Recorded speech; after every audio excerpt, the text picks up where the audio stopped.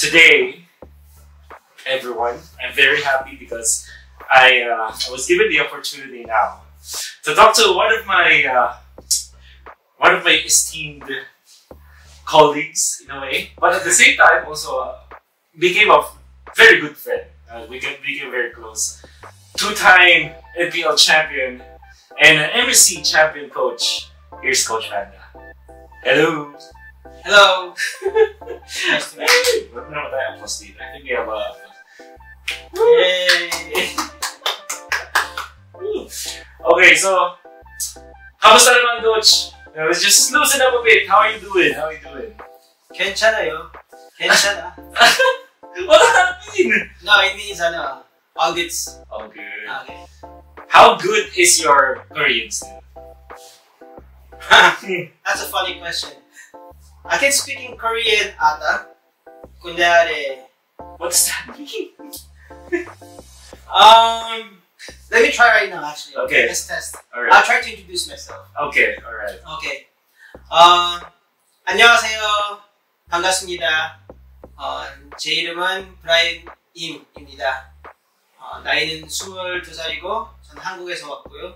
저는 지금 현재 필리핀에서 모바일 레전드 RSC 필리핀스 코치를 하고 있습니다. 그래서 다시 만나서 반갑습니다. 잘 부탁드립니다. Okay, that sounds Korean to me, but I didn't understand anything. Yeah, sabi ko again, my name is Brian M and I'm the coach for RSC Philippines. Brian, yeah, Coach Panda. Blah blah blah, I think. Bakit mo tinanong kita na if you can speak, sabi mo, I think. What does that mean? Because I don't remember the last time I spoke to an actual Korean here in the Philippines. How long have you been here in the Philippines, Nara? This December will complete my 5 years. Wait, 5 years is actually pretty fast to unlearn Korean and learn Tagalog. That's actually pretty fast. It is, but again, I really love to learn language. Yeah. I can speak English now, thankfully Tagalog. Yeah. I also learned Spanish for 5 years when I was in the US, in Korean. So siguro I can speak 4 languages right now. Wow! Wow! What's that? Jonas Soy... Brand name, right? Yo soy Brandon. Yo soy Brandon. Yeah. I don't know anything. Okay, so Coach Panda, ito talaga, i-clarify na natin. Let's just clear it out for everyone. Are you actually like full-blooded Korean or half Pinoy ka ba? Or what's that all about? Sabi ng mga tao, mukhang Pinoy ako. Kaso, yung dugo ko, as in 100% Koreano. Pero yung puso ko, Pinoy. Yo, I love it. I love it so much. I love it. Yeah. So by blood, meaning to say, your parents are Korean talaga. Yes, Koreano talaga. You grew up in Korea. Oh yes. I was born in Korea, in Seoul. And then at the age of 5, if I talk about my background, at the age of 5, I went to Israel. Wow. Yes. Okay. I went to Israel and then I stayed there for 4 years and a half, where I went to preschool and kindergarten there. And that's where I learned how to speak Hebrew, like shalom, like you're crazy. Achait, You're crazy. Why do you know also? Anyway, continue. Yeah, I mean, for my father's career. And then after that, we went to America. And then I stayed there for like 5 years where I did my elementary. And then I came back to Korea. And then that's where I did also continue my elementary and middle school. And then I went to my high school, tsaka college, my master's also in the US. Wow. You've been around. I did. At yung nakakabaliw dito, you ended up in the Philippines. Yeah. Can you tell a story about how that happened? Well, just in short, I majored in biomedical engineering, and I had like a biomedical engineering is like engineering talaga where you're destined to design medical devices for people that cannot really that need special designs para sa kanila because Yeah. they cannot take the norm. Okay. And then once you do that, and once you have a patent, you can sell it, or you can work in the industry for designing. For in my case, I wanted to sell my patent, which was about a heart pacemaker. But I don't want to go into details because baka people would think I'm boring. But I came to the Philippines because at that time in Philippines, it was the best place to invest because the infrastructure was good. Tapos in BGC lalo. Tapos the mga labor was also pretty good. And then, but it didn't turn out well. Oh. And then later. Later. Napunta ka dun Later. sa- Basta Okay. Philippines is my second home country. Actually, my first home country right now. Right, that you would consider the Philippines na home. Parang yun na yung home country mo ngayon. It is already. Ah, Once I that's get my citizenship, then final na talaga. You know, it's crazy. Like, you said, it sounds boring, but to me, like, dude, you nag-patent ka, meaning to say you basically invented the stuff. So you invented the heart pacemaker. Pacemaker. Pacemaker is like yung parang hinahabol niya yung pag hindi na kaya mag-beat ng heart mo for you. Yeah, so there are actually many people, especially with the elders who have a very weak heart, they need to actually equip a heart pacemaker. But the heart pacemaker is actually quite very expensive. You need to have it checked out every 2 years. Also, it's very expensive, and also there's lots of defects where it's not really accurate. And also, you need to wear it outside of your body, which is also mabigat, not really efficient din. Tapos, syempre, it's pangit sa sa design. I mean, like, if you wear it and you wear on t-shirt on top, people will think, oh, what is that sa labas? Pero the one that I designed was a micro 3D micro heart pacemaker where you just need to implant it. It's inside, but not in a delicate place. Just malapit sa artery. Okay. So like Iron Man. Huh? You're like parang ganon. But and then what you can do is that you can actually connect it with your Bluetooth and then check its app mo like that, and then then even though you don't visit the doctor can see the reports and then the result. Yeah, I did that for 7 years while I was in my school. I designed it with my colleagues. you're so smart. What the hell? What is this? Wait. So you didn't feel na to continue this maybe because of what politics or kung ano man nangyari eventually? It sounds like a breakthrough. I guess I was too cocky. I guess I was too cocky that kala ko that the word is easy. Kala ko that, okay, as long as I sell this and as long as I bring it to the market, I will be a millionaire and then my future is secured. Yeah. That I can just, party or just live my life as whatever I want. I'll be driving Lamborghinis or whatever it is. But the reality didn't really let me do that. Where when I came to the Philippines, some unfortunate event happened where I was not able to fully publish my patent, and then it got Stolen. like that. And then eventually I had a very big depression where I almost committed suicide, and then I was in the hospital for 3 months in the ICU. Ooh, in the Philippines? Yeah, in the Philippines, in Makati Med. I remember my bill was like almost million. Even until now, I still have like marks in my body.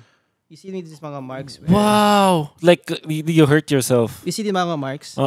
You see Yung parang parang patterns. Yeah, I had a condition called erythema multiforme, which is a hyperimmune skin hyperimmune infection where your body doesn't want to live, and then your immune system is sobrang low that even though you get a little bit of sick or whatever it is, your body doesn't want to fight back. And that's because, of course, I had a very big mental breakdown. I had a depression because of what happened. My body didn't want to live anymore. So what happened is that my whole body, my throat, it had fungus inside. Tapos my whole body was not able to move or eat. My skin was just literally like rashes, peeling everything. Crazy. Yeah, so I was in the I was in an isolated room for like How old were 3 you back months. nung nangyari to? It happens at 2019 eh. Just recently. Yeah. 2019, that was after ng season No, 2018. 18. 2018. So, season 2. Right before MPL. Right Wait before lang. MPL, no? 2018 ba? No, it was before I started ML actually. So, siguro 2017. 17 siguro, sorry. Crazy. But actually, you know that I have lupus, right? So, yung sa akin, yung lupus ko, SLE, which is, yung idon, parang erythematosus. Yeah. So, it's also related din sa skin ba yun or something like Yeah, that? erythema is usually skin. Yeah. It's like, yung sa akin, nagra-rush yun dito ko. Tapos it starts to grow. Nung nung college ako, di ko pa alam na may lupus ako nun. People, sinasabihan ako na tisoy ako. Kasi yung tisoy sa Philippines, when you have rosy cheeks or Rosy parang, cheeks. so nag-rosy cheeks ako nun. So, akala ko parang, masaya. Tapos sinasabi nila, uy, grabe, ganda ng balat nito. May rosy cheeks.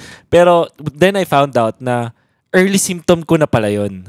Along with my body aches, parang pag nag-rosy cheeks ako, ibig sabihin, masama yung pakiramdam ko nun. Which checks out kasi usually pag nangyayari yun, either yung kamay ko namamaga ganun. Yung sabi ng doktor. So, it's a sign.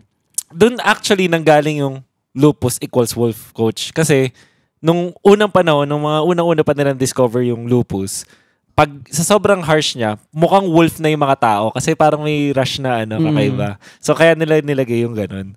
That was the reason why they labeled it as lupus noong time na yun. So, kumusta ka na yan, Wolf? I mean, my doctor said, kakagaling ko lang, right now I am having a lot of flares. But he said na kailangan ko lang magbawas ng stress after eat healthy. Winatch lang nila yung dugo ko. But one thing that he said is medyo na-overcome ko naman daw yung parang I forgot the term that he used. But you might know this. It's something like, yun yung pinaka-gravest na form. Tapos pag nalagpasan mo, you're pretty much okay. But it doesn't mean na pwede ka na maging unhealthy. Parang relatively, parang kaya doable siya. Na, kumbaga nalagpasan ko yung fatal state. Kasi usually, people with lupus, they usually, talaga, expire kapag mga 20s, ganyan. So, fortunately, nalagpasan naman. Yeah. Well, how's your, it should be autoimmune, right? Or no? I'm okay. I mean, I just still have the marks. But overall, I'm fine. Yeah. Maybe I have a fatty liver right now because I'm overweight. But other than that, I'm healthy naman. Yeah. That's good to hear. I did not know this. Alam mo, madaming mga chika na narinig ko din about you. Especially kasi sa kang opa. Is it true? Is this because somebody said this na naging K-pop idol ka daw at some point? Is that true? K-pop?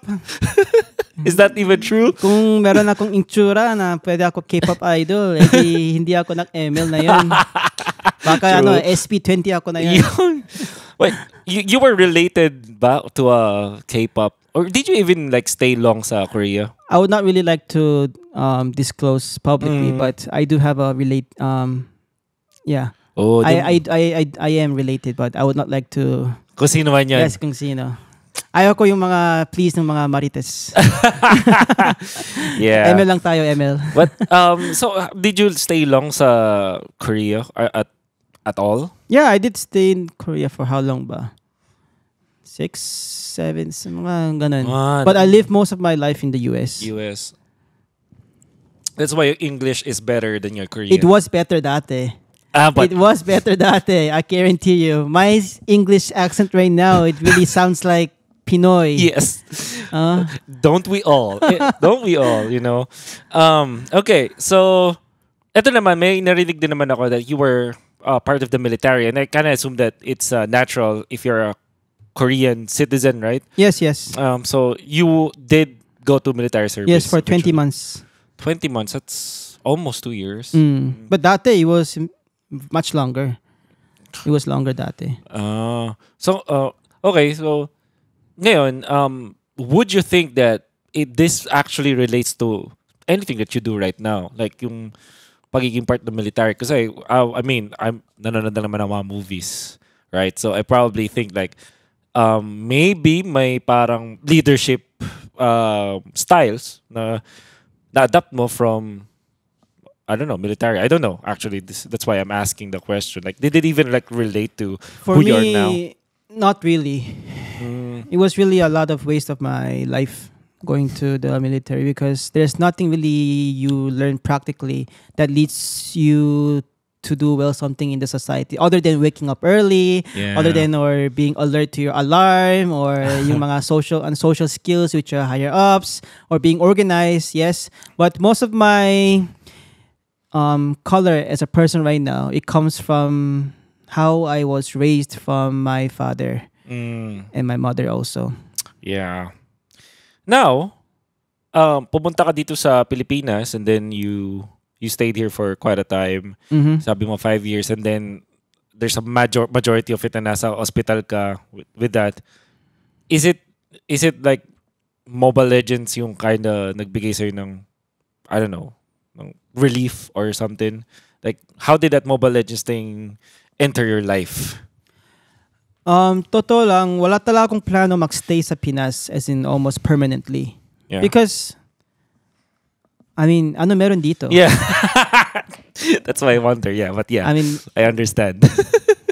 meron sa Pinas magandang beach, Yeah. masarap ng food, mabait ng tao. Pero, ano yung sobrang special Yeah. dito sa Pinas that will give me a definite reason to stay? Yeah. And then I can tell you this, Wolf, for sure that Mobile Legends gave me a family dito sa Pinas. Yeah. I mean, kung hindi na ako ng Mobile Legends, siguro wala ako dito sa Pinas na yan. Dahil sa Mobile Legends, I found out that meron pala akong ibang talents that I can do. I see. Meron pala akong ibang skills na kaya ko mag-achieve kahit hindi, it's not something that I've studied and I trained. Yeah. I see. Something, that helped me find the perfect person in my life to give me the family, to give me a vision for the future that I want. Yeah. Mobile Legends is the reason why I became a man from a boy, from a guy. It helped me Wow. become a man. It's amazing that you feel that way because syempre ako as you know, I would say esports siguro yung nagbigay sa akin ng ganun. But for you specifically kasi nagulat lang ako since what you mentioned, ang dami mong like you are a learned man. You're actually good at what you're doing, you know. At matalino ka, alam mo yun, tas nakapalibot ka na around. I'm just so amazed na ML yung magpapastay sa Philippines. Like you mentioned that galing kang US, you went to Israel. Oo nga eh. You went to a lot of good places, let's just say. And good places, hindi lang dahil dun sa scenery, but also like career-wise. We know na Filipinos themselves, they go abroad just to have a better life, right? Oo nga. Kaya it's quite an irony. Because dito sa Pinas, kapag mayaman ka, tapos kung gusto mo mataas ng education sa anak mo, like that, then usually you would choose to go overboard. Yeah. Overbroad. Ako din, in the same case, my parents sent me to US para I can learn a very good education. Yeah. I mean, FYI, my father graduated from Harvard. He also went to medical school in Harvard. My mother, she graduated from Ewha University, Women University, which is like the top one women university in Korea, where she actually majored in arts, in Western arts. So my parents really have mataas ng education. Yeah.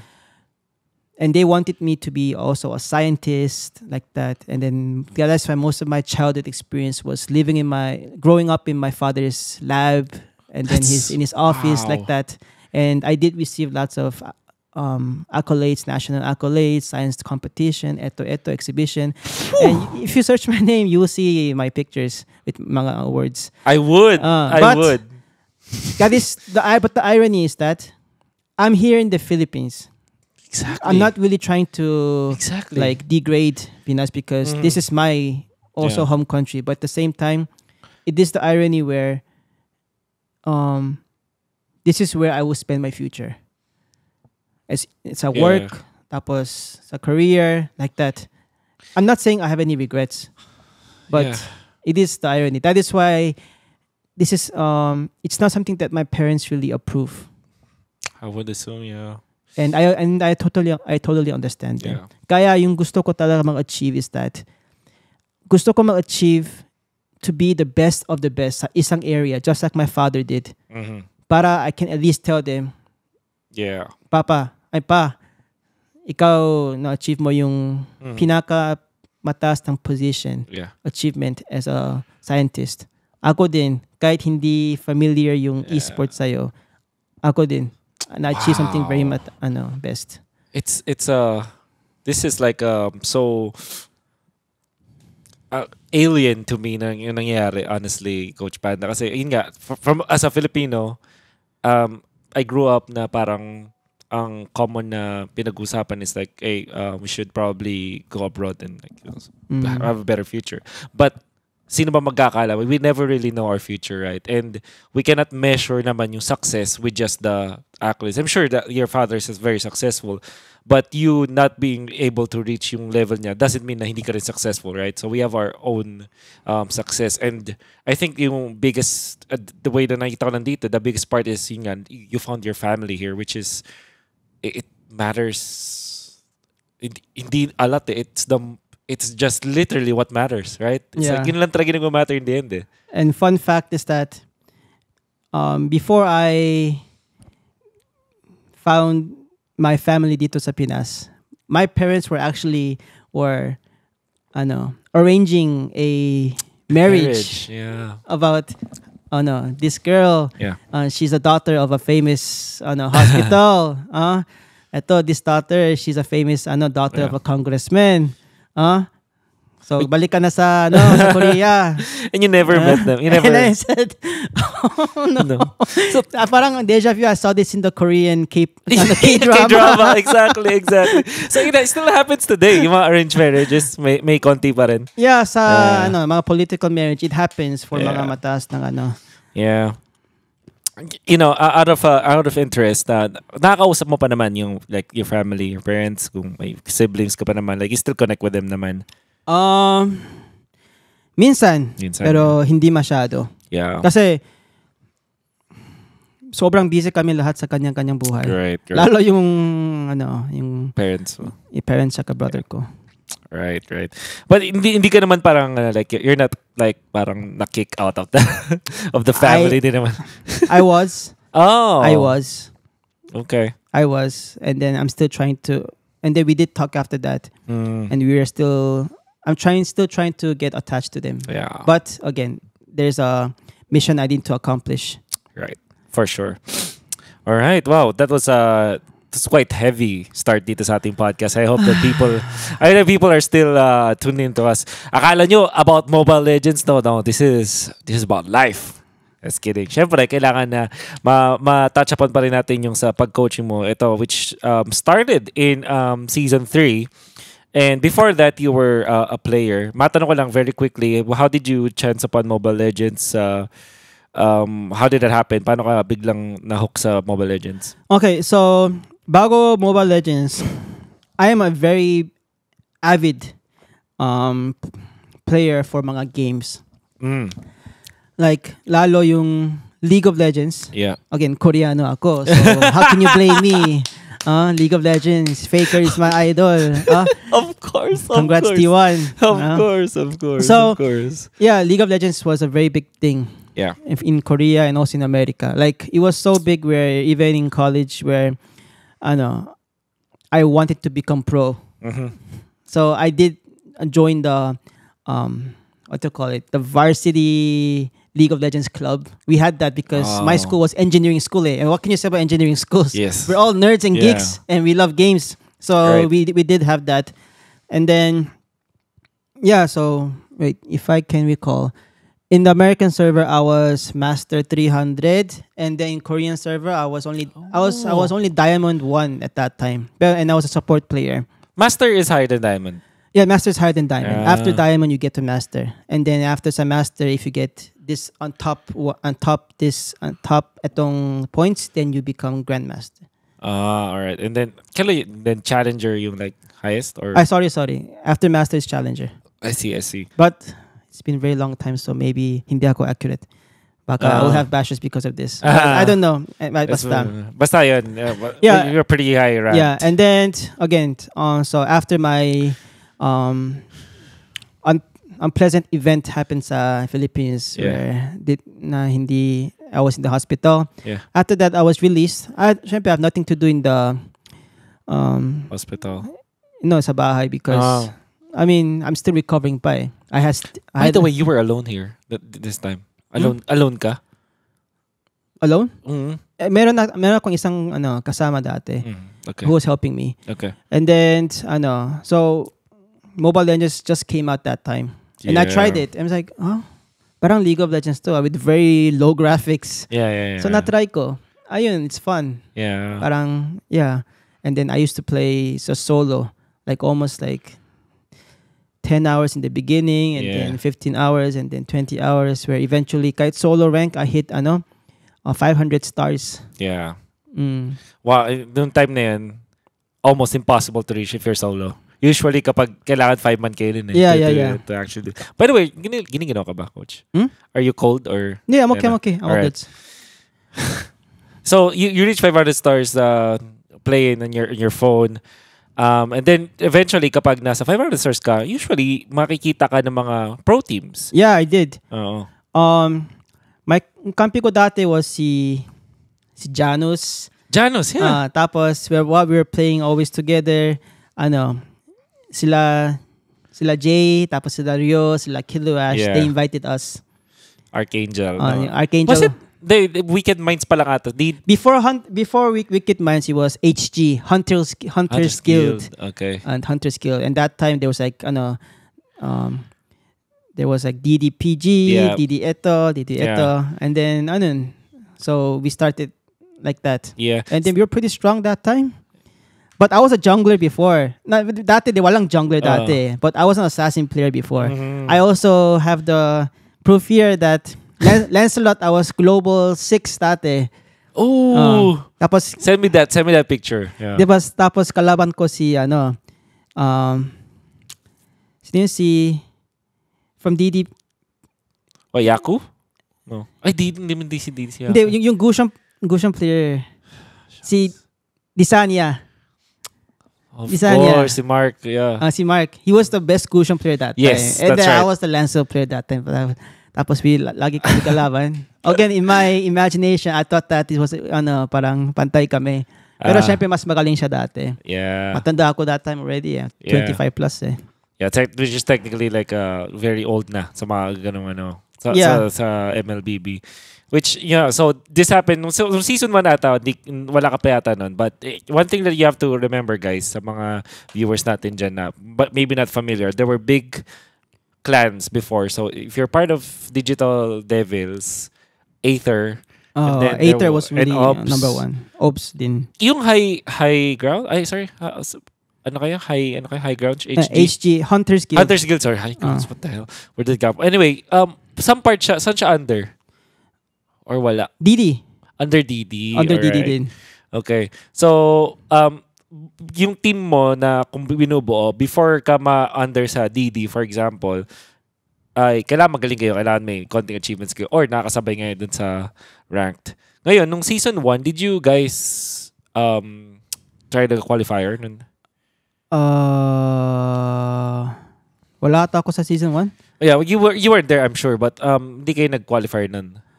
Or can't remember. Or di ka familiar pa. I don't know. I don't think I was really familiar with MPL that time masyado. Yeah. It's actually parang hindi pa siya ganun kasikat eh. Pero I do remember you season 2. Kasi ikaw yung Panda with a lot of A. Yeah, I requested specifically Butters. Butters, can you say my name with lots of A? Panda. Yeah. Kasi I believe nung season 2, pupunta na on-site, face-to-face na yun, right? You go to the studio, right? Yeah, I was there. I still have the pictures with JP and sila Kiluash dito eh. Yeah. You were teammates, alright. So, Archangel ba kayo? Wicked Minds na ata kayo nun eh. Season 2. Just Wicked Minds, right? Or DD Wicked Minds? Hindi. We were Archangel na. Archangel na. Hunters Guild, and then we changed to Archangel na. And then sa Archangel, Hunters, Wicked Minds, yung kampi ko was si Jay. Tapos si Rio. Tapos si Kiluash. Tapos si L. ELLE. He was the coach for Eco MDL Right, last season. Right. And then si X13 was our Exort. sixth man. Yeah. Laging tamad. Tapos si JP din yung kasama ko. Yeah. So, ito yung season 2. One thing you also have to take note is qualifier din nun. Kung hindi ako nag-aamali, season 2, ang na-retain lang was top 2, top 3 from the previous season, and then everybody else needed to qualify. Yeah, again. So it was another set of qualifiers. Fortunately, Wicked Minds got in. At doon na si Coach Panda. Lahat kami nagulat kasi everybody were saying like there's a Korean actually. There was a lot of hype. There was a lot of hype. Tapos yun na, diretso na.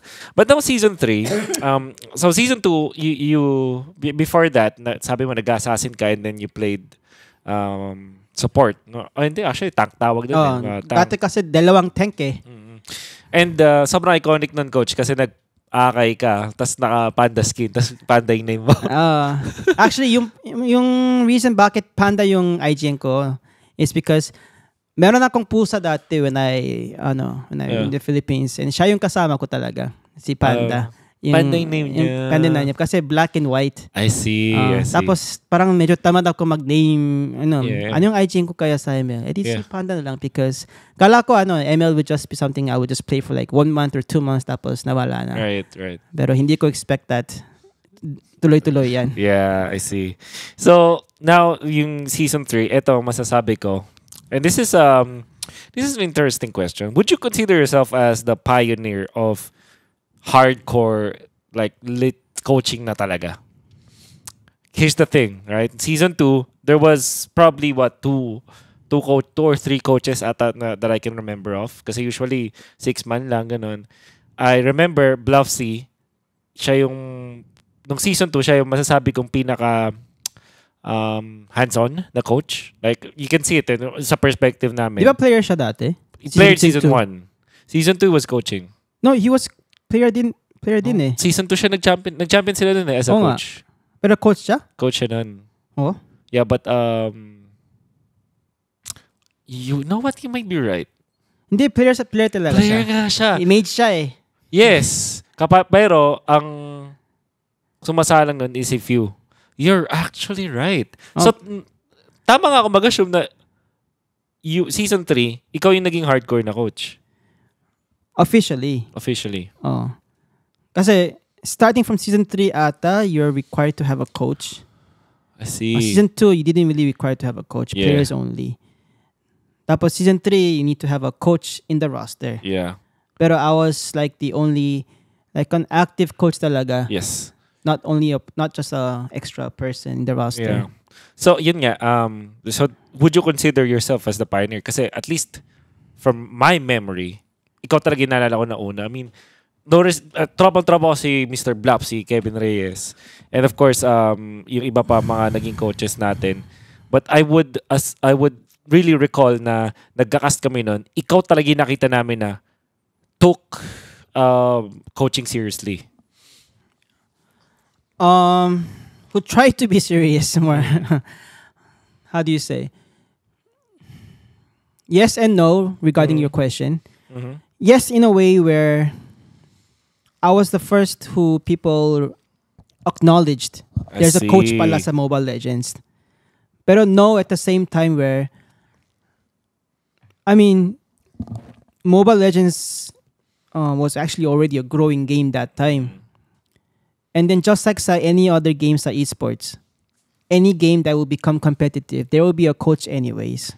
So I cannot say parang I'm the founding person who as a coach. But at the same time, I am very honored that I was one of the few who was actually one of the foundations din. Yeah. And I want to say, yung pinaka-memorable sa akin nun is there was a game. Di ko naman alam kung sino kalaban niya. It might be Signal dahil sila yung recent champion. Might be Bren nung time na yun. But I remember ganito kasi nangyari, guys. Nung season 2, 3, after ng, di ba, nag-face-to-face kayo dun sa booth, after drafting, para mapanood, pumupunta kayo actually doon sa caster room. So, imagine nyo siya, nandito kami, nagka-cast ganyan. There was a table, and then over that, may TV sa ilalim kasi, And then, doon nanonood yung mga Oo. coaches, managers. Oo. Magkatabi pa. Tabi pa. Magkatabi pa. That's why, naging kaming mga casters, nakilala agad namin yung mga managers and coaches because of that. Kasi literally, nakikita namin sila kaharap namin. So kapag meron kaming mga medyo masasamang salita, alam mo yun, medyo napapatigin kami sa mga coach. Ako pa, si Coach TikTok, nandiyan sila, Mitch, King Cosmos, obviously, and of course, si Coach Panda. You had a clear book or a notebook. And there was one time, I can fairly remember the magic number, 51 variations yung sinabi mong draft for specific team noong time na yan. I can't remember na kung Bren o Signal. Basta there was a top team that you said na meron kayong parang 51 na variations in draft. It was in season 3. Season 3, yeah. Prepared against Signal. Yeah, because they were the recent champions. Yeah. And then you won the game. The series, I believe. Regular season yun eh. I think, yeah. Because, we were strong that time. Yeah. But, totoo lang, drafting was, I had no clue talaga about drafting, as in whatsoever. Okay. Before the term like countering hero, countering this, hindi masyado parang effective. It was just really about securing yung mga OP heroes dati. Securing mga comfort heroes and OP heroes, and then you win the game. Whoever secures Cloud dati always wins the game. That's right. Whoever secures Grok, wins the game. It was more like that eh. So, yes, I did prepare lots of draft scenarios. But at the same time, it was just my sariling effort lang, but it didn't really have much impact sa... You think so? Yeah, for me. For me. But I think nung mga time na yun, it was... I think since you're the only one doing it, at least nun sa nakikita natin, isa ka sa mga gumagawa nun, maybe kaya kayo nagka-win streak there. I'm sure that it had a lot of impact, but I'm surprised na you're telling me na it has little impact. For me, because if I recall in season 3, coaches were not allowed in the stage. Kahit draft? Wala ba? Really? Yeah. Lalo sa playoffs, hindi allowed. Oh. Right. We're not allowed, really. Oo, kasi wala pang headset noon. Walang extra headset. Wala. Starting season 4, you're allowed to be in the... You're right. In the You're stage. right. So you just you just leave it to the players then. Yeah, so all I did is that before the match is that we all sit around outside with a whiteboard. Yeah. They all take out their Yossi and then just chilling while I'm explaining to them. Ito yung baka nangyari. Yeah. Pero syempre that time hindi pa ako marunong magtagalog. English lang ako. Yeah. So kapag sinabi ko guys, so this is the draft scenario. You guys listen to me, okay? And then blah blah blah blah blah blah. After 5 minutes, may mga whisper. Lalo si Losty. Sabi, ano sabi niya? Ano sabi ng coach? Ano sabi niya? Di ko gets. And then si Extra will like paulit-ulit explain sa kanila. Yeah. So, good job Extra being a translator. All right. That's a very funny story. And then eventually you told me that it was just your effort and amazing. Kasi parang you just came up with the idea that you have to prepare for that. Oo nga, oo. Like that time, grabe. Yung bootcamp was nasa Project 8 QC, and then yung bahay ko was sa Pasig. Yeah. Biyahe ako every single day. Grab pa kasi wala pang angkas that time. Yeah. Wala pang joy drive, wala.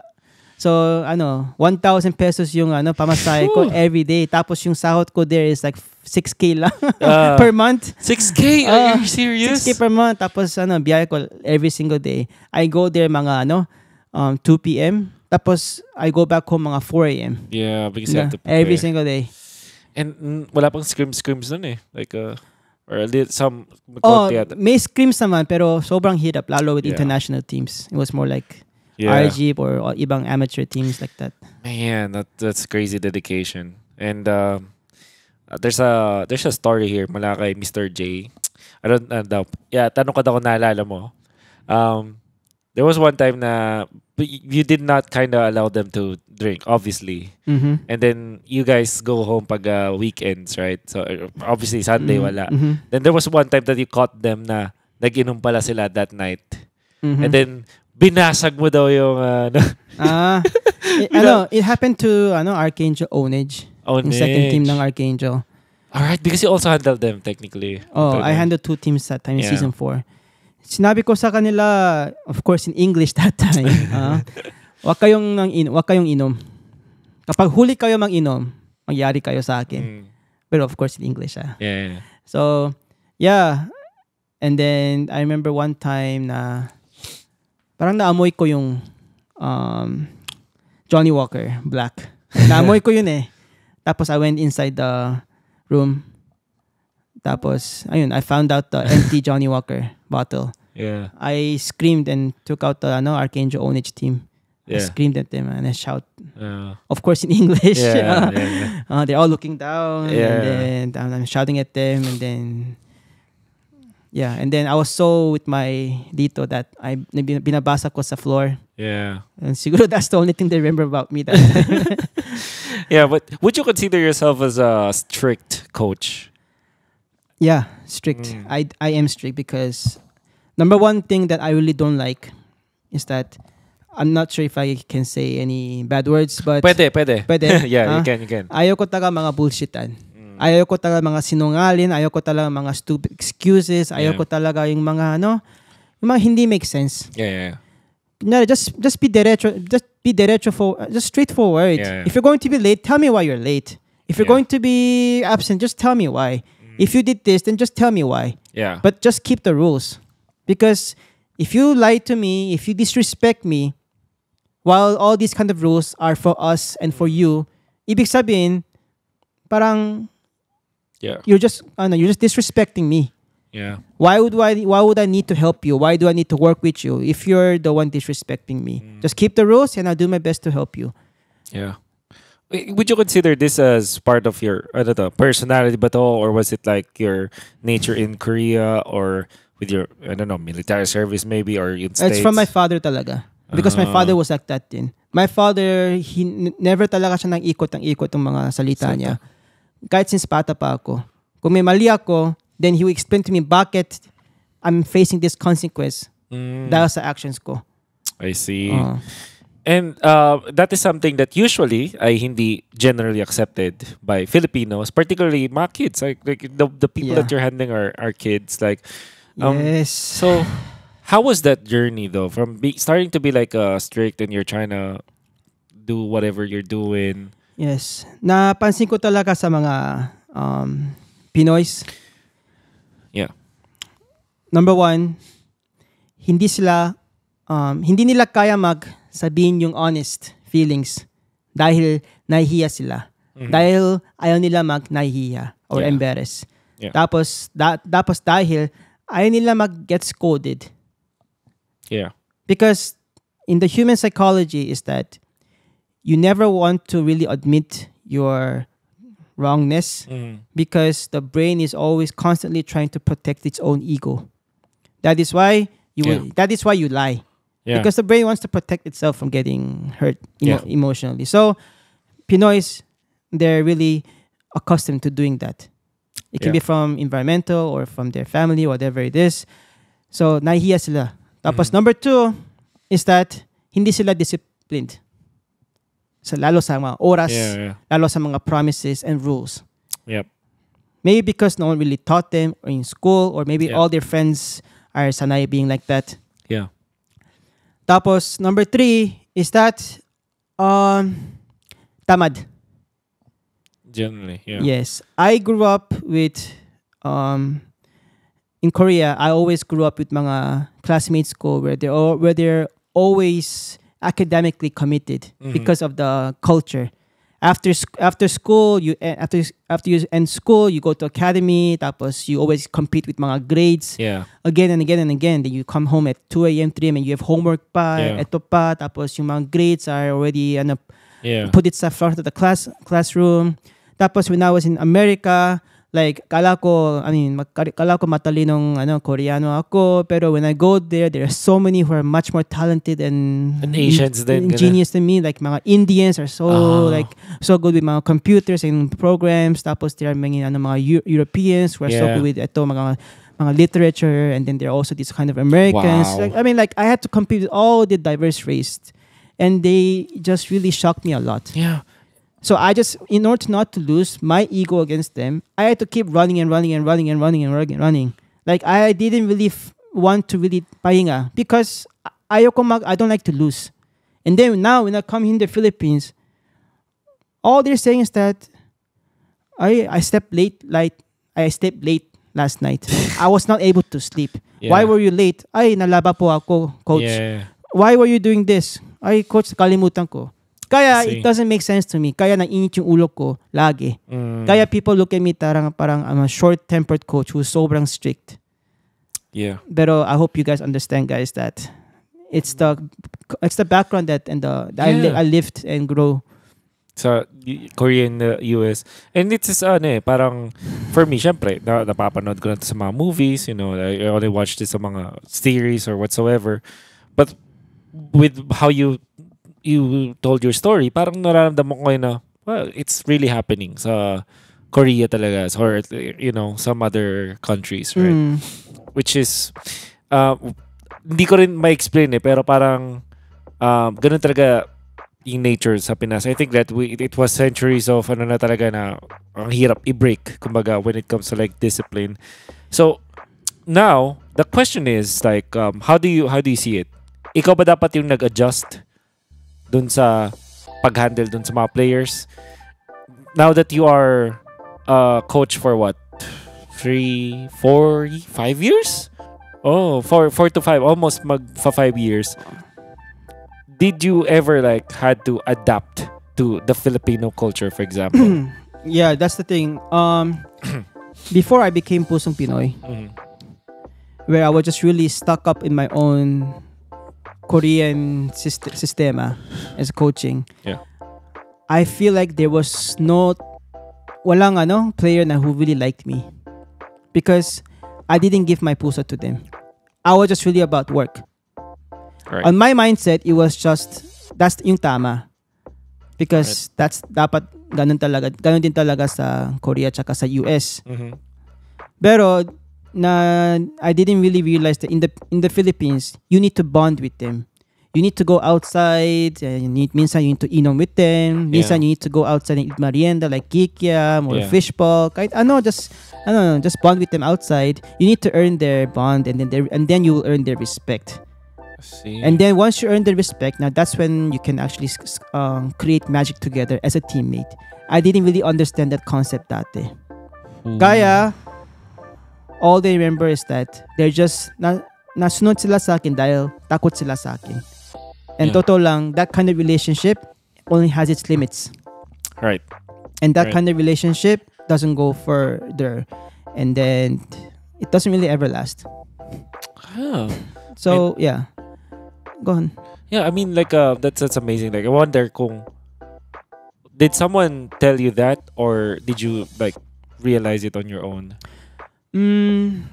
I guess si Jay, when I talked to him, he was my closest friend in Archangel that time.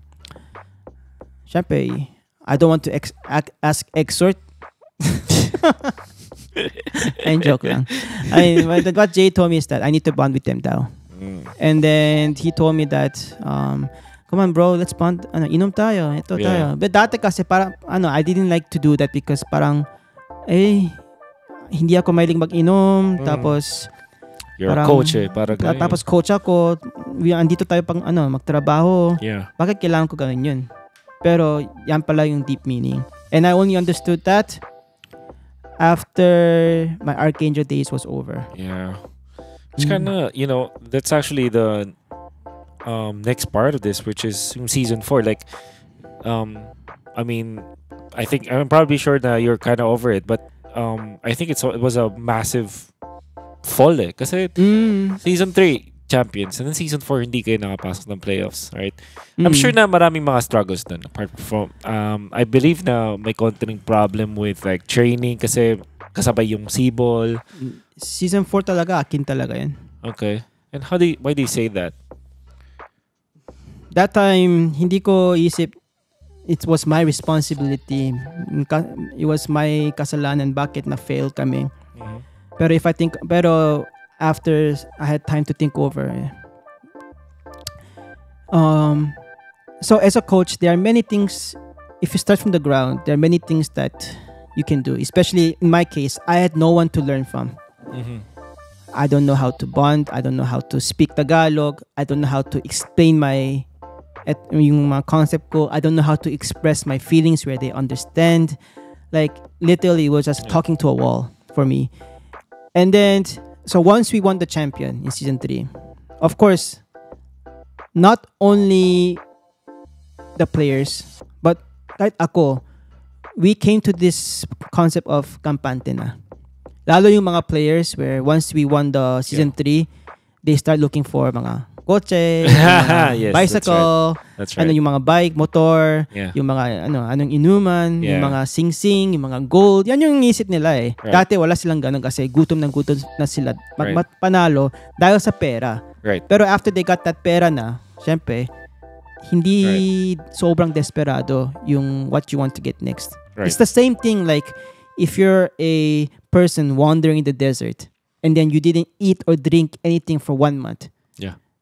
And then bigla you see a very ice cold Coke in front of you, and then you drink that. What's the feeling? Heaven talaga. Yeah. And you would do anything. You would kill someone. You will steal it. You will do whatever it takes to get that. And once you get it, you're satisfied. You're satisfied. And then once they get that Coke na, then will the next Coke will be the same satisfaction? Hindi. So yung dating 200% maging 130%. And that's the thing happened to my team. And then ako din, since I was also commuting that time that time, I didn't really realize that will happen. Na alam ko talaga they're going outside the boot camp kasi they're people telling me, my manager telling me. Pero syempre na control ko sila. Pero syempre I cannot control all their actions, what's happening in the boot camp. Yeah. So the result of that is that they became eventually makiulo, medyo tamad. Tapos the quality of effort was going down, lalo yung some players. Pero lalo yung some players, lalo si Lusty, he was still fully committed talaga. Kaya sabi ko sa sarili ko, once I finish Archangel, no matter what happens, gusto ko kunin si Lusty. Yeah. But of course after the SEA Games, SEA Ball, I was happy that he went to Bren. Yeah. Whew. And it's great that you were able to say in all honesty at na nag-learn ka nga na parang you're accountable na. It was your fault. Some part of it was your fault. One lesson I learned is that I didn't know how to handle a champion team. I know how to start a team from the ground, but I didn't know how to handle a champion team. Because once I know that this team is a champion na, parang you have this feeling, ay, champion sila eh. Parang what else can I teach them more? Right. Should I really try to be extra strict sa kanila or or a bit more loosened sa kanila? Should I change the way how I should talk? Parang bigla guguluhan ka. Yeah. And that's what, parang I was just overthinking too much how I'm going to train my own champion team that I lost my own character. Right. So, nawala yung quote-unquote strict na Panda, kumbaga ng mga time na yun.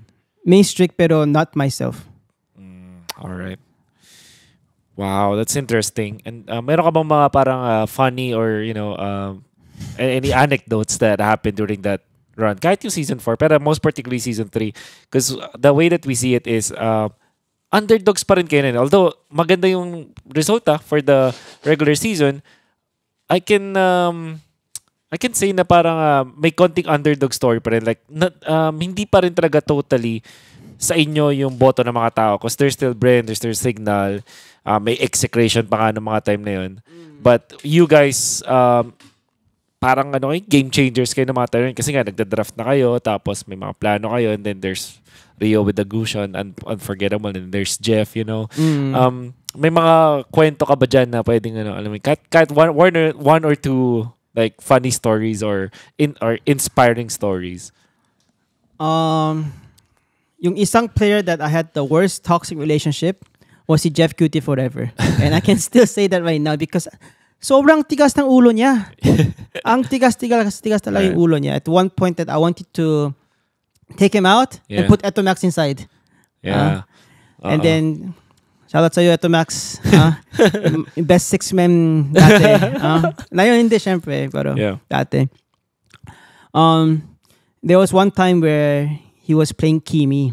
Si Jeff or si Jeff Cutie Forever. And then, ayaw niya talagang mag-purify. Kahit ano nangyari, ayaw niya mag-purify. Sinabi ko sa kanya, daming beses, mag-purify ka. Daming sisi sa'yo, mag-purify ka. Ayaw pa rin. Tapos, when it happens at tournament, he didn't use Purify. Tapos talo kami. And then after that, he started using Purify. So there are some players like that na sobrang tigas ng ulo that kailangan nila mag-experience talaga in a hard way hanggang na-realize. Yeah. How's your relationship with Jeff after that and siguro hanggang ngayon? We can talk but parang kanya-kanya kami na yun. Yeah. I think pero I mean, noong time na yun, you got closer naman or kahit matigas ulo niya. I mean, sobrang close kami lahat sa Archangel talaga. Nice. Lalo with my original members with Jay, tapos with Lusty, yung ganun on OG players. Yeah, and Rio. Yeah. Wow. Now, pagdating nun, you were fortunately ay na-select as the coach. And I think related din kasi ito sa pagiging champion mo no season 3. But you were selected as the C-ball coach. First of its kind, first SEA Games na mayroong esports, first time na may MLBB. Then we were represented by a super team, technically speaking nun. Kasi parang binuo siya eh. And you were part of all of that process. Kasi before pa nagkaroon ng combine, nagkaroon ng selection ng players, you were also part of that. You were actually choosing then. So first question is, time na ba yun? Filipino at heart ka na ba time na yun? I mean, soon to 50-50. Bumibelo pa lang. Alright. But yun, na-select ka nga as the coach.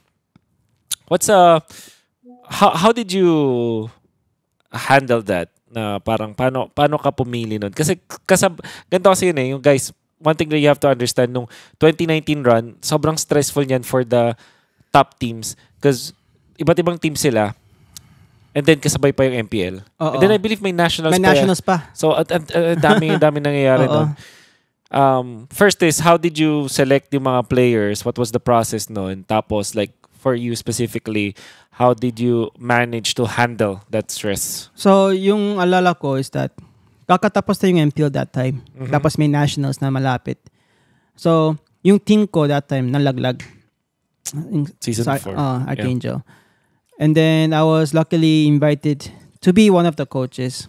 And then that time I remember is that Bren was invited. Tapos Signal Ultra was invited. Tapos Archangel, yung tatlong team were invited. Right. Tapos there are ibang teams that were doing qualifiers. Right. And then 2 teams were qualified. Sila Kenji tsaka si Cartesi. Ano ba sila? Finesse pa or I think SGD na sila. SGD nga, SGD.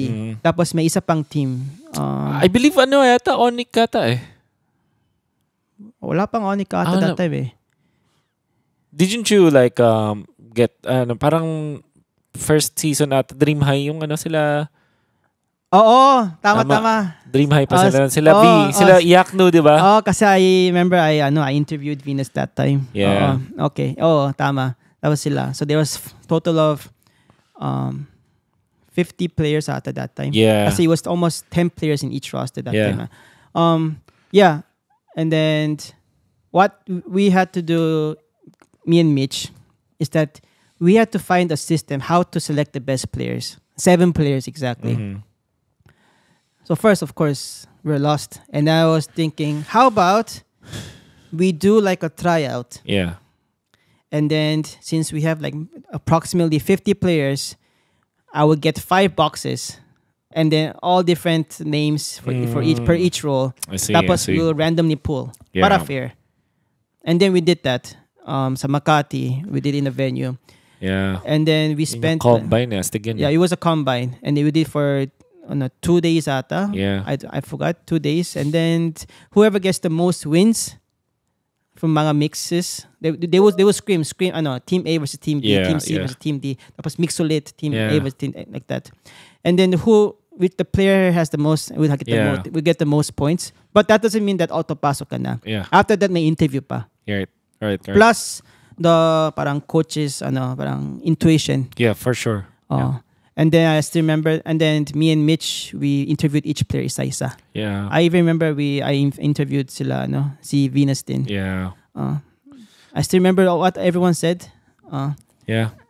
And then we selected the 7 players that time. Right. Kung hindi ako nagkakamali, ang top nun daw sila Cartesi. And then, nakwento lang naman sa kanila, Jay, si Iyak na daw talaga ang nasa sa mga winningest nun. Silang dalawa ni Carl yata, or something like that. Kasi it was one of the prime moments of Bong and Iyak noon. Mga time na yun. Yeah. And imagine like, season 4, ito yung nag-grand final sila. At ito yung, memorable kasi iba yung dinala nila, yung Onyx and Sunsparks na metagame ng mga time na yun. Yeah. That's why Iakno was there. But eventually, ang napili pa rin was Few. Ayan. So, standout talaga yun si Few sila Carl. Few was my number 1. Yeah. Actually, surprisingly, Cartesi was almost a dulo. Few talaga was my number one talaga. Alam ko magkalaban na halos sila ng role nun eh. Or si Toshi yata yung ni Few. Few was that time parang gold lane eh. Oh, gold lane. Gold lane siya that time. Tapos, si Kenji and Weibo na laban. Right. And then, si Kenji tsaka si Coco. Right. I had to choose between. And Coco had actually more wins than Kenji. And then it was Cartesi and Weibo na laban. Right. Jay and Lusty. Jay, Lusty, tapos si Baloy ba? Baloy that time was gold lane. He was sick, parang flex roll dati. Flexion nun. Super flexion. Nagka-cloud siya nun eh. He also played Granger that time. Yeah, right. Yeah. Basta daming magaling. That it was really, really difficult for me. Yeah. Tapos, daming galit sa akin regarding sa result. Bakit I got, Kenji kesa Coco because Coco was that so good. That time ito Chu, damage, and then, tapos export kung uso dati. Right. But, I choose my players usually through my intuition. And then, I don't only choose parang isa-isa because of their individual skills or talents, but I always try to, look at the puzzles. If this puzzle, it's like L shape, and then the other player is also the same L shape, then if I combine them together, I cannot combine the picture ng gusto ko. So I look, if this player is an L shape and this other player is like yung opposite shape. And if I combine them, I can still make a rectangle. Yeah. And if I start with a rectangle, I can make like a big, mas malaking square or ibang shape. Wow. So that's how I always try to pick players that, okay, I have this player I really want. Okay, let's start with him. Then there's this also, let's say 2 players that I can get. Pero, kahit this player is mas magaling, feeling ko mas bagay yung color or shape of this player to this player I want. Wow. Then that's how I started. Kaya Cartesi was actually a big risk for me. Because that time, alam ko talaga, this is a big hit or big miss kay Cartesi because he had a very, very strong ego. Yeah. And because of that strong ego, it can destroy the team. Right. Because he doesn't like to lose. And then, yung mga players who doesn't like to lose and have high ego, yung mga words nila can be masakit. Yeah, for sure. And then, so that is why I had to also try to discipline Cartesi. Man, that was crazy. Kasi, nung mga time na yun, siguro hindi pa ganun ka taas yung value na nilalagay ng mga players with Southeast Asian games na time na yun. Because everybody was like, we have to win MPL. Yun yung talaga yung target ng mga time na yun. And SEA Games was more of a experiment. Yeah, I think that's a perfect word ng time na yun. Now, how did you, ang naalala ko talaga nun kasi I was part of Signal ng mga time na yun. And then Few yung napili from Signal, right? But because Few is the core, technically parang ganun eh. Ano ba tawag nila dun? Funnel? Hindi rin eh. Basta parang core basically tawag. Wala pang gold lane nun. But Few is a very important part of the training. Now, hindi makapag-training yung Signal because they will be summoned for they will be summoned for the training. And sa Bren yata kayo, sa Makati kayo nag-train na. Yes, sa Makati. Yeah, so remember, think about this, guys. Signal is from Pasig. Archangel is from QC. Commonwealth, malayo. Sa Makati. And then, of course, yung mga nasa Bren, nandun na sila. At least. SGD SGD was also Pasig. They all have to go through Yeah. traffic. Ang dami kaming Pupunta doon. It was a very stressful gastos, event. mga pamasahe. Yeah. So, I'm sure right now naisip mo na parang, wow, kinaya natin yun. Is that what's going through your mind right now? Yeah, it was a proud moment. Yeah. Because many people doubted, why would you have a combine when you can just get a champion team who already has a perfect chemistry already? Right. Exactly. Pero pinipilit ko, we can make this work. Yeah. Try natin. And that's where the dream team start happening. And that's where after that roster was the team that won the M2 ba? Right. Kasi ano to eh, noong 2019, nung nangyari SEA Games, just a little bit of a story, guys. Medyo nagkaroon ng konting hate to the bash, a lot of bashing dun sa buong Cebol team because Sunsparks won. Oo. And all of the players na nakuha sa Cebol, hindi sila nakalayo. I think furthest that, sino ba top 3 nun? Top 3, yeah. For example, si Few, hindi man lang nakapasok sa Season 4. Jay and Lusty, hindi rin nakapasok sa playoffs. Sila Ribo was, I think, top 4 ata. Yun. And then, yeah, furthest ata, hindi ko maalala kung top 3 sila Cartesian nun, pero baka sila na yung pinakamalayo na abot. So, yung top 1 and 2 teams ay wala doon yung mga members sa Cebol. And then, how come sila mag-represent sa Philippines? Right? So, it was a lot of mixed reactions towards dun sa lineup natin. And people were doubting talaga. Like, noong time na yun. Kasi, hindi ganun kalakas eh. Tapos, you had to go through a lot of training, a lot of media. It was a very, very stressful month. Dami nga set of po, months. hate message that time. Sabi, porket hindi ka Pilipino, gusto mo sabotage yung national, Oh my God, are you MLDB serious? team. Ay, syempre. Unbelievable. Well, that is why it motivates me lalo to prove them wrong. Right. And then you eventually did prove them wrong. At nalala ko pa nun, biglang, out of nowhere, dumating din si Coach Dale. Oh, to help actually, you out. it's a funny story. Yeah. He was not planned. But the thing is that si Dale, he really wanted to be part of the team. Nice. So he messaged me, daming message. Bro or coach, can you please help me put a word to them? Yeah. So eventually, kahit before it's only me and Mitch lang, I decided to convince the Cebol to let's bring Dale because I feel like I need a drafter din who can also talk to the players maayos in Tagalog because that time I cannot really understand them very well. Right. I mean, like for example, like players like Lusty na marunong na mag-English na that time kasi sanay siya sa akin. Yeah. Pati si Jay. Paano yung mga players like si Kenji, si Carty, si Lalo, si Few marunong mag-English that time. So how can they actually teamwork, have synergy regarding sa draft and communication? That is why I had Dale to come in. If I'm not mistaken, there was a time na ang nag-draft na si Dale, parang ang nasa stage na. Parang isa lang yata yung nasa coach nun eh, no? Isa lang pwede. Then, was I correct? Tama ba? May time na si Dale yung nandun? Si Dale yung against Indonesia. Right. Sa Grand Finals, siya yung drafter that time. Wow. It's amazing. And you pulled it off. It was a very intense match. Very close. Oo. At some point, coach, ay pinatay ko yung stream kasi sasaktan na ako. Ayan. Alam mo yun? Alam mo naman yun, typically nangyayari yun. But nung game 4, naalala ko, nung nangyari yun, nung in-off ko na, uminom lang ako saglit ng tubig, tapos nanood ulit ako. This is a real story. Kasi naalala ko nung kausap ko sila Daki, sila Butters nagkakas na nun eh. So ako ang kausap ko si Daki, and then other friends, caster friends, and yun na parang, ano ba yan? Siyempre, passionate ka, we want to win. But then, nangyari yung, naalala ko nun, napili yung Lunox, tas may Cho ni Kenji. And then we kind of felt confident. Basta saglit lang naman ako sumuko for a while. But ganun ka emotional yung SEA Games na yun. And then eventually won. How did that feel? Especially for you na you really went through a lot. Alam mo yun?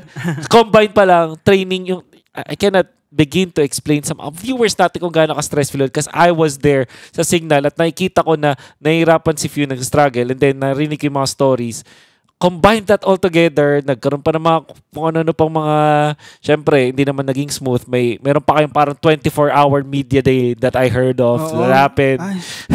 There's so many things that happened. How, after nung nakuha niyo yung gold medal, like, describe to me that feeling. Was it more of relief? Was it more of happiness? And of course, hindi ka Pinoy nung time na yun, or at least, you said, buwebelo ka pala. So, can you describe to me the whole feeling after that? Kala ko future secured ako kapag nanalo ako that time. Kala ko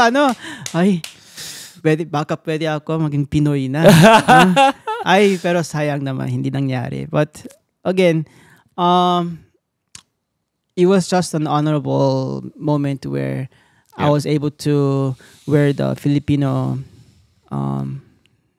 flag on a jacket or jersey. Right. And then I was able to represent a SEA Games, which is actually a very, very big event, diba? Yeah. And it was the first time Mobile Legends is on SEA Games. Tapos kalaban yung Indonesia pa, where that time, Indonesia, as they say, much stronger than Pinas. That's right. So it was a happy moment. Lalo, it was more of a relief din because, again, daming haters, daming doubters. Plus, yung mga preparation was not really sulit. Because we had so many schedules, and then there was at that time we had nationals, tapos we had etong schedule, tapos ang layo ng biyahe, tapos all the players were not able to meet on time. Kaya our practice was not really always on point. Tapos we had limited time. Tapos we couldn't really use the practice for 24 hours where we can all sleep and get. Tapos wala din kaming bonding masyado. Right. It was not the way how I wanted to plan. But again, all mixed with happy emotions. Relief, saya, hope for future secured, blah, blah, blah. Yeah. It was a crazy moment din sa mundo ng MLBB sa MPL. And everybody was saying, Indonesia, dahil I think isa lang yata yung binago nila isa lang yata yung hindi Onic nun? Or was it? Isa lang yata hindi EVOS nun or something like that. I can't remember which teams talaga it was sila. their champion roster talaga. Yung best of the best players. Right. And then, yun nga sa 2019, the gold medal. And then, the most interesting part na nangyari nun is nabuo yung super team sa Bren. Right? So, and fun fact is that before Docky, dapat ako yung coach dyan. Because si Sir Job from Bren, he offered me, would you like to coach the team? They were willing to really get the players from the super team to make the super team. And I was like so happy. Yeah. But at the same time, the salary that I was looking for and the salary that Bren was offering that time didn't really meet the eye. So I was unfortunately I was not able to continue. Understandably. So it's more of you declining, no? Parang ganun. Or hindi lang talaga nag-meet halfway yung ano niya. Yeah, we couldn't really. Yeah. But Docky came in sa Bren, and then when they really did well, I was very happy. Lalo for a few, tsaka Lost, and then yung mga ibang players there. Yeah. Ang kwento ng mga 2019 na yun, mga kaibigan, is parang the way that I see it from a caster's perspective is nagkatuwaan sila na magkakampi, and at the same time may proof na it works. So now Bren invested a lot of money to get this super team. And actually, the mga time na yun, wala pa naman talagang hardcore na kontrata. Not all teams even have contracts na time na yun. Yeah, tama. And then I believe that, for example, with Carl TZ, may buyout, and then with Lusty, I'm not entirely sure kung parang alam mo yun, yung mga teams dahil wala pang ang contract na hardcore, owners of the players can really ask for like a humongous amount of buyout or something like that. Or basta may mga ganun pa mga issue nun. There was a lot of, I think ito yata yung pinakaunang beses talaga na pinag-usapan yung buyout. Like, mga, before that, wala. It's just walang like buyout poaching lang eh. Oo. It was more like tropa. Tara. Parang dito ka sa amin, ganyan. And it was a very important part dun sa sa mundo ng esports kasi after nga nun or during that moment, doon na nagkaroon na talaga ng proper contracts yung mga teams, like including the buyout clause. So I don't really know kung magkano yung buyout nun kina Carl ganun. But I know na hindi pa sila millions nun mga time na yun. Right? Buyouts were not millions or millions not yet, no?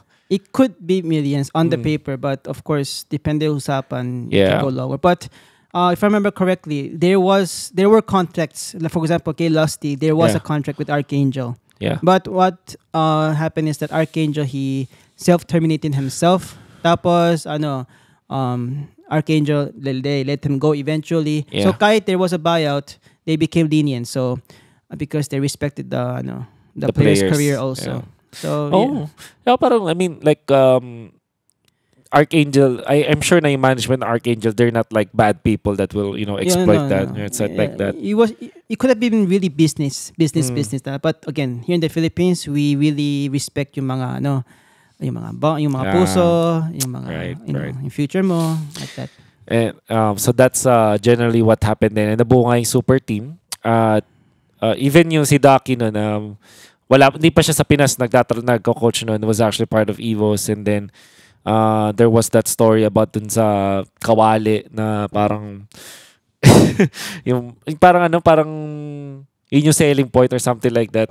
I can remember. Maybe we'll ask Daki about that eventually. But yeah, ayun yung mga nangyari. And then nabuo yung Bren. Hindi sila naging successful nung season 5. If you recall. Kasi biglang nag-pandemic naman sa ibang story pa yun. And then, so, since hindi mo tinanggap yung sa Bren, or hindi nga kayo nag-meet halfway, I think that's a more proper word, you eventually almost went off-grid kasi nag-focus ka ngayon sa playbook.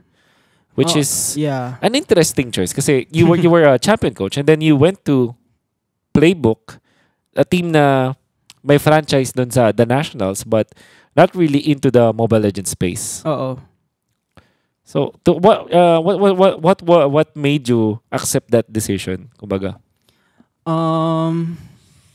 So regarding playbook, the owner of Playbook Esports that time was si Sir Richard. Yeah.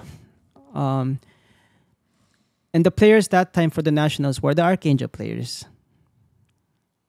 Right. Yeah, were the Archangel players. Oo nga, yung unang season. Right, right. Si Jay, tapos si Rio. Si Rio, si Kilo Ash pa rin, tapos si Exort, like that. Right. Yeah. And then that's how I got to know the owner. And then we talked that once you finish Archangel, work with me.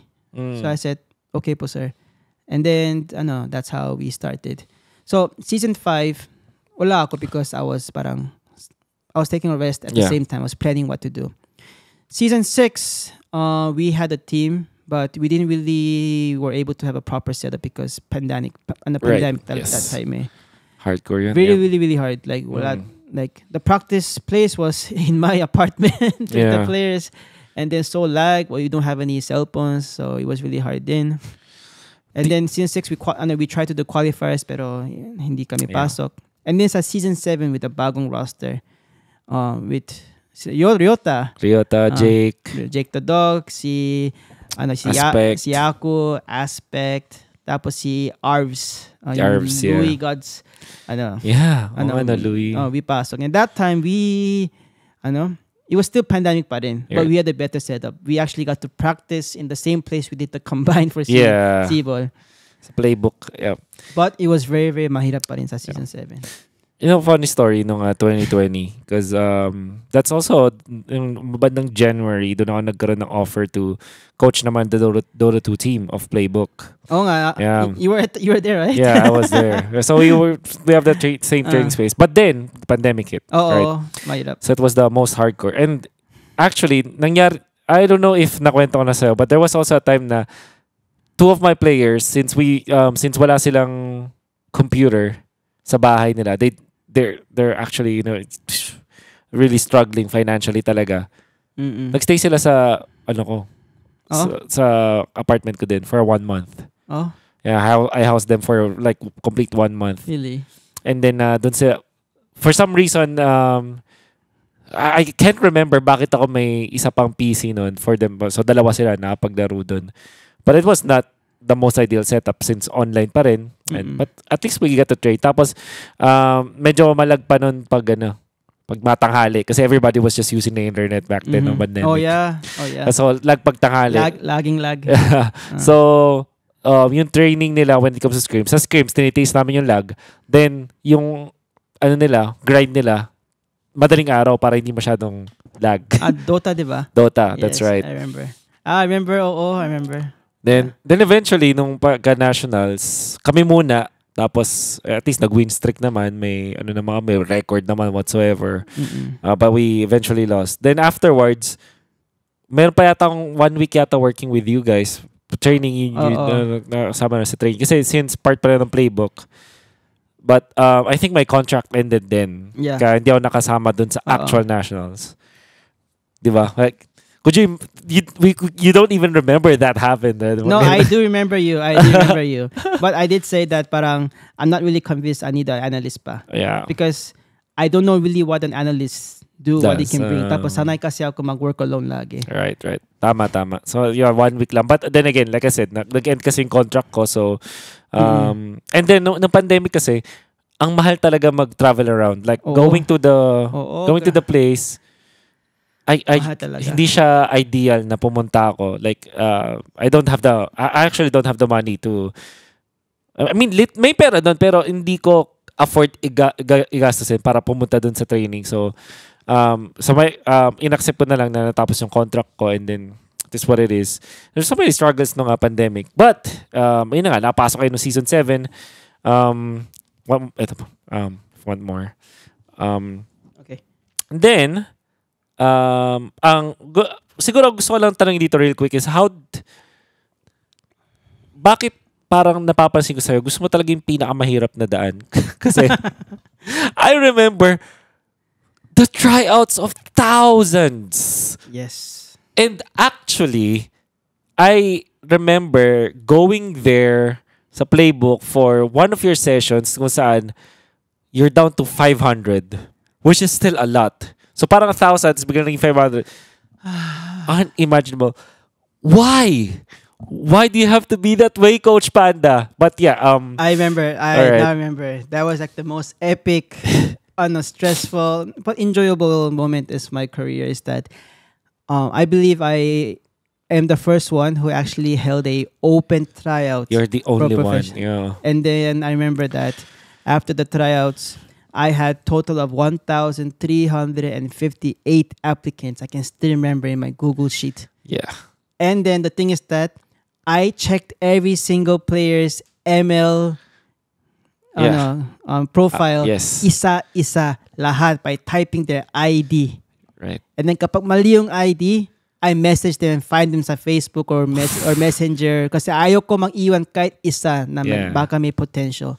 Right. And then after the first one, may bagong batch if they want to sign up bago, and then blah blah blah blah, and then eventually became 1,350, and then it reduced down to 700, 500, 350, and then yung sa total sa last 200 ata or 300, I asked them to come to the actual venue, and there were people coming from Pangasinan, from kahit from Cebu, from Visayas, they came, tapos from Isabela.